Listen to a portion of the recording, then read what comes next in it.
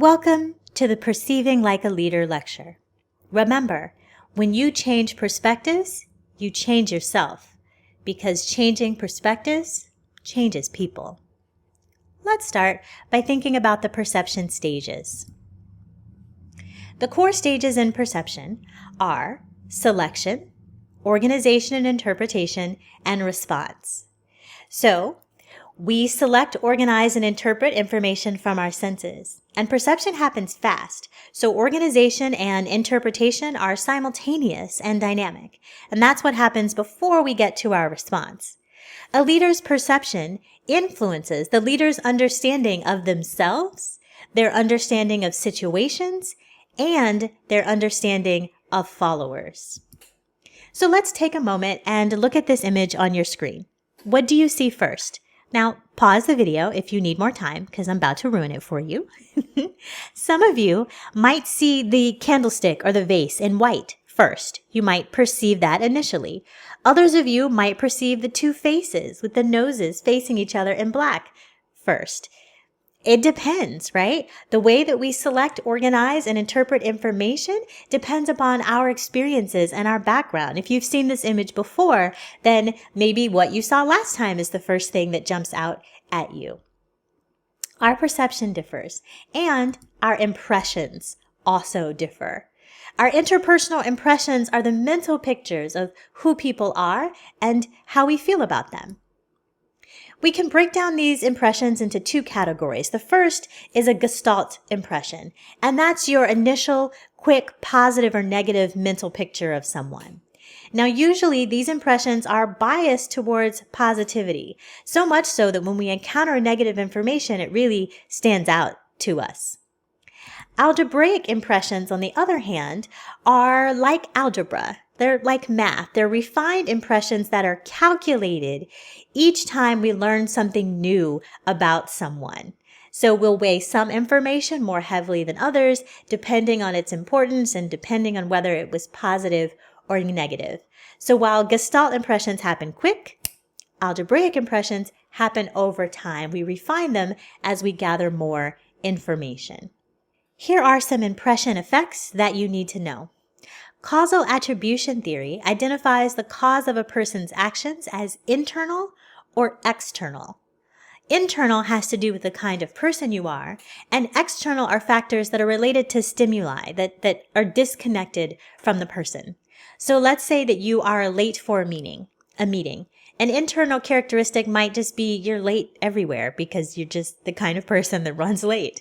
But an external characteristic might be you're late because there was traffic, or you're late because your alarm didn't go off, or you were late because someone had blocked your car in your apartment complex. These are external factors unrelated to you. Other impression effects are the horn and halo effects. A horn effect is when you attribute negative qualities to people that you dislike. And the more you dislike someone, the more their negative qualities are apparent to you.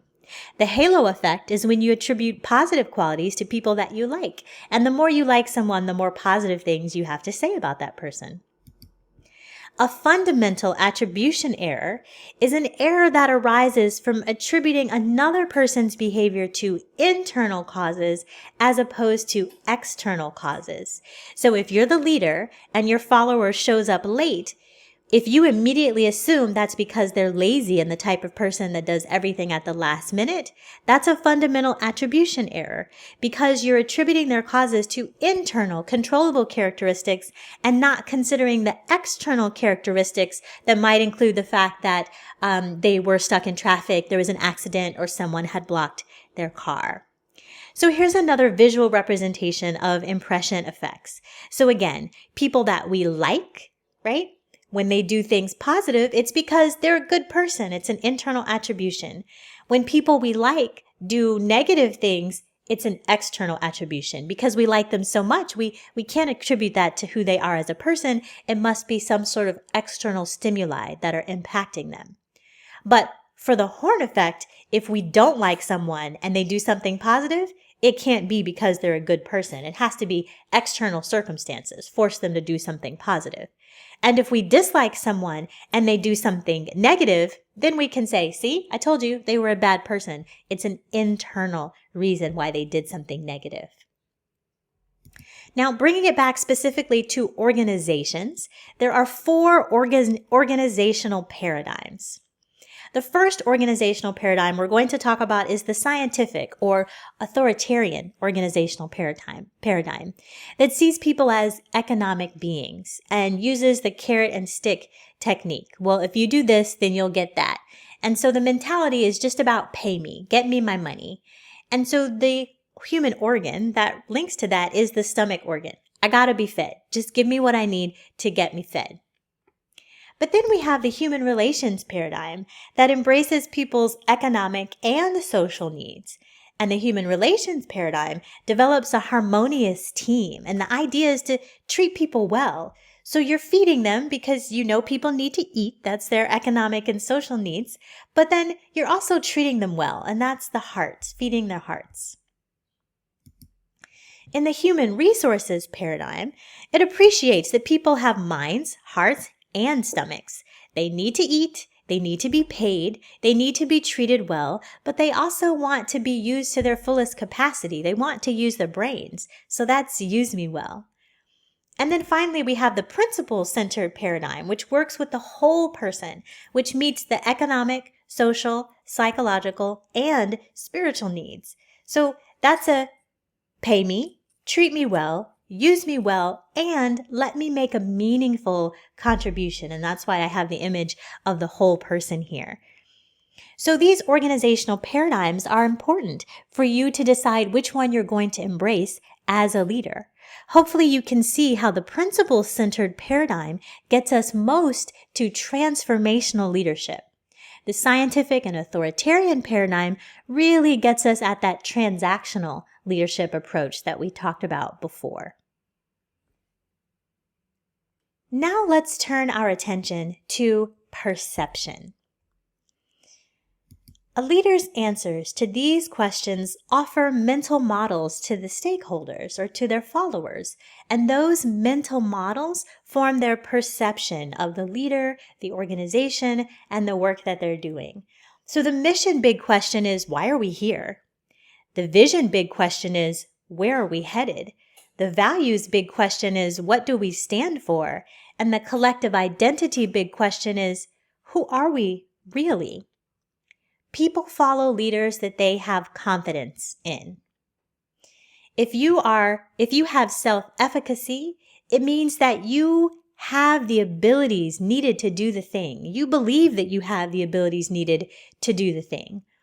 If there's relational transparency, that means that you communicate openly and honestly. If you're an optimistic leader, that means that you have positive expectations for the future. And having an optimistic outlook gives leaders an added strength. It makes them more resourceful, and it helps them on the path to success. But here are some perceptual barriers. If you are a leader and you're stuck in the mentality of my past holds the answer, then how are you going to move forward into the future? If you only focus on the past, you're going to be blind to viable alternatives. If you're the type of leader that only focuses on what you see first, your gestalt impressions, well, you're going to miss all kinds of possibilities that you might be able to render if you did algebraic impressions. So don't just go with what you see first. Collect as much information as possible before you make your response. If you're the type of leader that says, well, it's just like blank, sometimes categorizing situations can help you narrow your field of influence so that you can focus. But sometimes categorizing situations puts blinders on and makes it difficult for you to see other possibilities. Additional perceptual barriers include, I know it all, right? Allness refers to the belief that one person can know all the things, and obviously we can't. So don't be a know-it-all leader. Also, I need you to avoid blindering. Blindering occurs when we impose restrictions on solutions that don't really exist. We create blinders that we don't need. I also need you to not make the fact inference confusion. And that means that you treat something as fact because you want it to be true, but it's not necessarily true. I need you to distinguish between facts and inferences. There's a difference between I want it to be true, it could be true, and is it actually true? Our last perceptual barrier is see it my way or no way. And this is what authoritarian leaders do. And this is also what Theory X leaders do. Remember, a Theory X leader believes the worst about their followers. So try to avoid the see it my way or no way. Instead, be empathetic when appropriate and be sympathetic when appropriate. If you are empathetic, then you are putting yourself in someone else's shoes. If you're sympathetic, you're just recognizing that someone else is in a different pair of shoes and they're going to have different experiences. Now, your textbook leans heavily on being empathetic, and I understand why they're doing this. The more that we can understand someone else's experiences, the better. However, sometimes we really just can't fully understand someone else's experiences because we're not them. And sympathy is the best that we can do, right? So it's up to you to determine when the best you can do is to be sympathetic and when you can actually be empathetic. Sometimes people are offended when you say to them, I feel your pain, and you know, and they know that you don't actually feel their pain. And what you mean is, I'm sorry that you're in pain. So it's up to you and your interactions with your followers to decide when sympathy is sufficient and when empathy is required. That said, I need you to expand your stereotypes. So this is a great quote from Chimamanda Adichie. I apologize for not putting her name on the slide. I'll put it on your physical slides. But she says the problem with stereotypes is not that they are untrue, but that they are incomplete. They make one story become the only story. So a stereotyping is an overly simplistic interpersonal impression.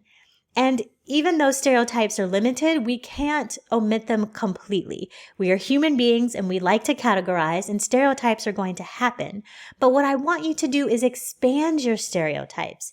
Figure out why you only know one part of the story and do the work to get the rest of the story. Where does this stereotype come from? And especially if the stereotype comes from negative impressions or negative perceptions, let's expand the stereotype and get to the truth of the matter. A stereotype is like a Gestalt impression. We do it to fulfill our own needs for structure. Sometimes we stereotype to fill our needs for power and authority and hierarchy. And as leaders, we don't want to do that. We want to recognize that we only have part of the story and we need to get the rest of it. So if you are perceiving like a leader, you should get to know your followers. Make hunting for ideas a habit. Think outside of the box in novel ways. Sometimes you might think as if there's no box at all. Take an active interest in understanding other people. And here is our personal reflection question for this lecture. What are your perception barriers? Don't let your perceptions box you in. That's why I have the image of the box here.